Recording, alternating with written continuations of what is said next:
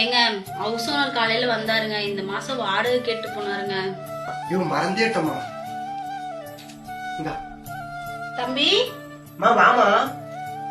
இந்த மாசம் சீட்டு கட்டணும்பா, கையில காசே இல்ல. அப்படியாமா? அந்த பணத்தை கொஞ்சம் கொடுமா. இந்தாமா, இந்த காசை வச்சு நீ சீட்டு கட்டிடு. 2 நாள் கழிச்சு நான் வாடகை கட்டிக்கிறேன். ஆச்சி, என்னங்க? ஒரு வழியா உன் செயினை மீட்டு வந்துட்டேன். செயினுக்கு விடுவு காலம் பிறந்துருச்சு. போடு. அப்பா இப்பதான்ப்பா போன் பண்ணாரு. இதான் ஆட்டோ ரிப்பேர் ஆயிடுச்சான். நெகர் தான் கேட்டாரு. ஒரு வாரத்துல மீட்டு கொடுத்துறாராடா. அப்படியாமா?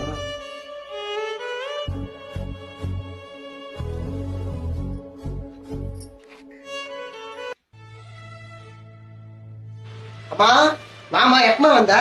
பாப்பா தங்கச்சிக்கு உடம்பு சரியில்லை, ஆஸ்பத்திரி கூட்டிட்டு போகணும். காசுல ஒரு 3000 கொடுப்பா. சம்பள காசெல்லாம் செலவாயிடுச்சேம்மா. இந்தா புடி.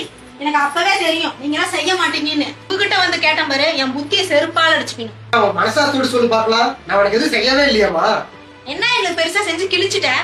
உங்களுக்கு பிடிச்சவங்க எதை கேட்டாலும் கஷ்டப்பட்டாலும் நம்ம செஞ்சிருவோம். அத அவங்க வெளியே போய் பெருமையா பெருசா சொல்லணும்னு அவசியம் இல்லம்மா. என்னைக்காவது ஒரு நாள் நீ கேட்ட உதவி நான் செய்யாம போனா கேக்குறீங்க பாருங்க ஒரு கேள்வி, என்னத்த பெருசா செஞ்சுட்ட, செஞ்சதெல்லாம் சொல்லி காட்டுறியான்னு. அதுதான் என்னால தாங்கிக்கவே முடியல.